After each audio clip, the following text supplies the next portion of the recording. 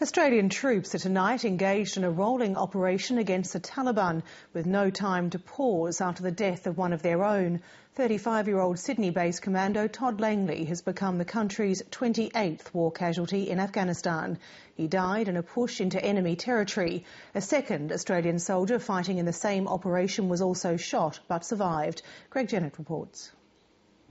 The dismal duty of the Defence Chief. It's with great sadness that I'm here this morning to advise you that an Australian soldier was killed in Afghanistan. His sombre pronouncement came on only the General's second day in office. The 35-year-old from the Sydney-based 2nd Commando Regiment sustained a gunshot wound to the head. Sergeant Todd Langley was one of the most experienced commandos in Afghanistan.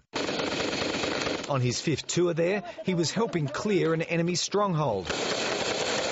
They opened fire, he fell and couldn't be saved. A heavy blow and a heavy burden for our Defence Force and for our nation. Australian troops took a double blow. In a separate incident on the same operation, a second soldier was shot. His in Kandahar, in a serious but stable condition. Defence is giving no further information on what or where the operation was. It's still being waged. There were quite a number of enemy casualties, so that detail will come out in the wash-up of the operation. Sergeant Langley's death brings Australia's losses in the war to 28, but behind that number lies a trend. 8 have come from the Sydney-based 2nd Commando Unit, troops in high rotation and constant demand.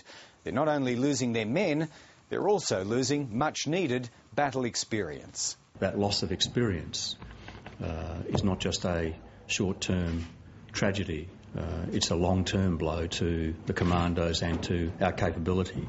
But they're needed and won't be spared. I'm firmly convinced that our mission in Afghanistan is in our national interest. We best honour the fallen by remaining true to the cause they served. United until 2014 at least.